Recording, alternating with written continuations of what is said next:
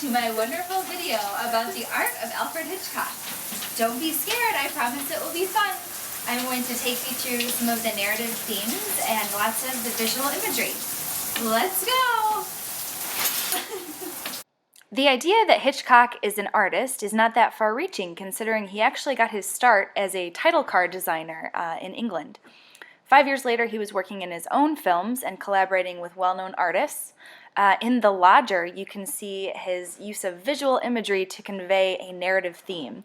For example, the character Daisy is introduced with a simple triangle, which is the same symbol that the Avenger, the murderer in the film, uses as his calling card. When sound was introduced to film, Hitchcock was extremely innovative in his approach to it. He didn't simply use it in bland dialogue. Instead, he saw it as a vehicle for transporting the audience into the psychology of his characters. In 1929's Blackmail, the character Alice has stabbed a man in self-defense, and in this scene we see her inner turmoil demonstrated with the use of sound. Mind you, I don't think myself it's altogether the police's fault. What I mean is they have to wink at some things. I mean, it's one thing to buy chocolates out of ours, but it's quite another to stick a knife into a gentleman. I must say I feel the same way about that, too. A good, clean, honest whack over the head with a brick is one thing. There's something British about that. But knives... No, knives is not right. I must say that's what I think and that's what I feel. Whatever the provocation, I could never use a knife. Now, mind you, a knife is a difficult thing to handle. I mean, any knife. I mean, if you use a penknife, a knife, they wouldn't belong in a butcher's knife. Alice, cut us a bit of bread, will you? Knife. What's that other knife? An exact knife. A knife is the same thing. Be careful of a knife. You come up against a knife. I mean, in Chelsea, you mustn't use a knife.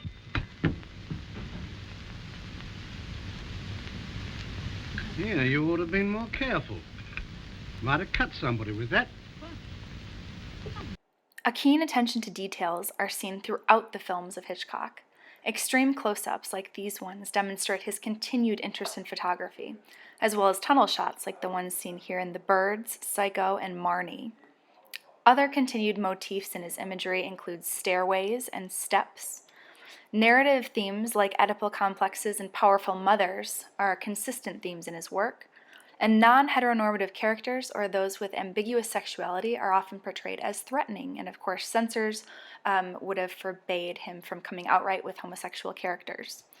For heterosexual characters, marriage is often portrayed as a kind of cage, and paintings within cinematic paintings exist in Hitchcock's work. Of course, Rebecca is full of these. Vertigo also has many of these paintings, and who could forget the abstract expressionist insane painting from Strangers on a Train. Hitchcock chose to collaborate with another artist for his 1945 film Spellbound, a movie that was all about psychoanalysis, Freud, and dreams. So who better to work with than famed surrealist artist Salvador Dali? Dali was very well known by this point, and of course the fascination of surrealists with the eye, with dreams, with birds came in handy and are apparent through the dream sequences in this film. Art historians will recognize the allusion to Dali's Un Chien Andalou, where an eye is cut in the drapery sequence in the dream. And Dali really did achieve the non-cliche dream-like qualities that Hitchcock was after. Hitchcock didn't just want a fog and mist. He wanted actual dream-like, de Chirico-like imagery. Unfortunately, large portions of the dream sequence were cut by Hitchcock's producer and slash almost nemesis, David O. Selznick, famed from Gone with the Wind.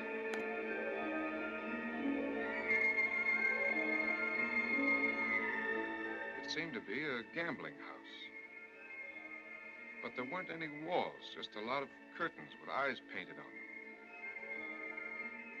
A man was walking around with a large pair of scissors cutting all the drapes in half.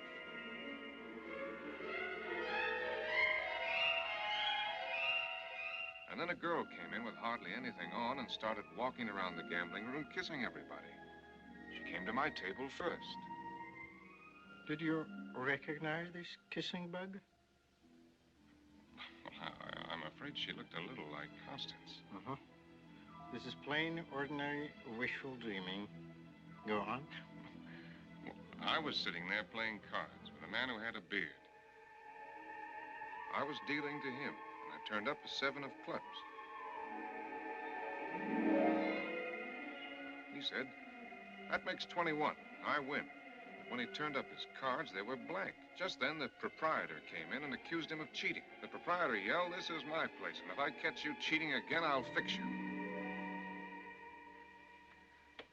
I'm sorry about that kissing bug. I'm glad you didn't dream of me as an egg beater, as one of my patients did. Why, what would that mean? Never mind. Well, does it make any sense to you what I dreamed? Not yet. You were trying to tell yourself something. What it is, we'll figure out later. There's a lot more to it.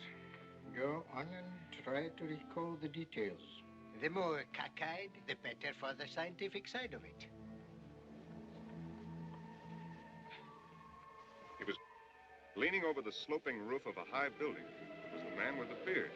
I yelled at him to watch out. Then he went over, slowly, with his feet in the air.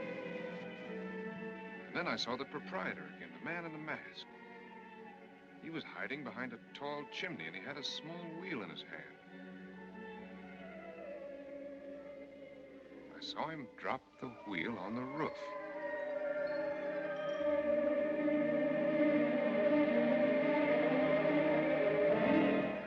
Suddenly, I was running. Then I heard something beating over my head. It was a great pair of wings. The wings chased me and almost caught up with me when I came to the bottom of the hill. It's unfortunate that those dream sequences got cut. They are the loveliest of the film, but Hitchcock got his revenge on David O. Selznick in his 1954 film Rear Window by casting a David O. Selznick lookalike in the part of the murderer Lars Thorwald. That's Thorwald on the left and David O. Selznick on the right. An entire novel could be devoted to the art within Hitchcock's 1958 film Vertigo. Essentially, this story is a contemporary adaptation of Ovid's Pygmalion, the story where the unmarried male sculptor, after finding fault with all women, decides to create his own perfect woman out of marble, after which he, of course, falls in love with her, and it is a tragedy. In this story, we see Scotty doing much the same thing, trying to recreate the perfect Madeline, only to, of course, fail miserably.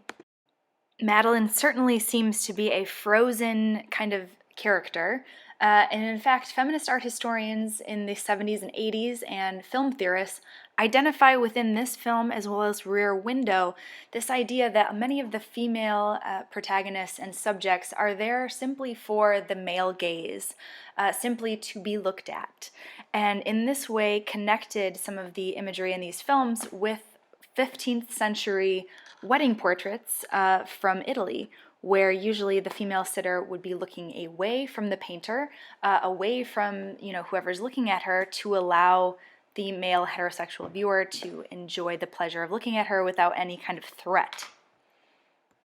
Which, speaking of men peeping on women unbeknownst to them, art historians will recognize the image that covers Norman Bates' peephole in the movie Psycho as a classic Renaissance painting of Susanna and the Elders, the Bible story in which Susanna is out to bathe herself when two creepy, lecherous old men accost her and threaten her. This subject matter, though disgusting for modern viewers, was exceptionally popular in the Renaissance because it essentially was an excuse for white men of privilege to look at naked women without feeling guilty because it was a Bible story. Which brings us to 1960's Psycho, a film that was so terrifying for viewers that many ran out into the streets screaming after viewing in the theater.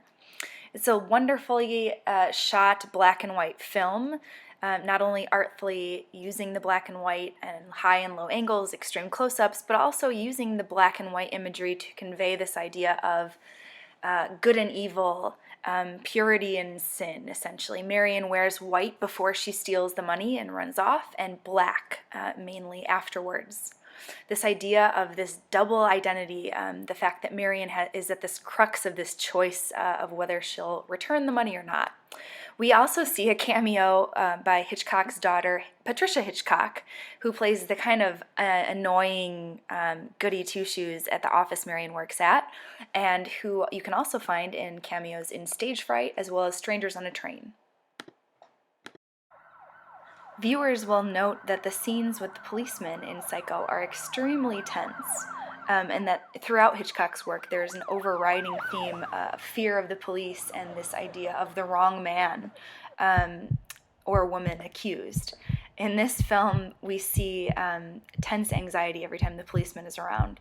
Hitchcock credits this to his father, who, when he was a young boy, sent him to a police station with a note, and the policeman locked him in a cell for an hour and then let him out and said, "This is what happens to bad boys." Hitchcock said for the rest of his life he never got a driver's license. He never wanted to ever be pulled over by a policeman because he was just that terrified. When Marion arrives at the Bates Motel, we are introduced to our likable villain, who we are not sure is the villain, Norman Bates. It's at this point that we see Norman is a very odd young man, although very polite. He's one of many polite Hitchcock villains, so you trust him. You don't think that there's anything quite amiss until the parlor scene, where we see Norman has been collecting lots of these taxidermied creatures, and he seems to have a kind of fetishistic relationship with them. It's at that point that he mentions to Marion that she eats like a bird, a connection that is intentional. Of course, the name Crane is an intentional connection to Marion being like those birds that Norman is collecting. By the time we are in the shower scene, we see Marion being attacked, much like Susanna was in the painting. At this point, we, as the audience, start to transfer our identification to Norman, who is the sole survivor here in the story.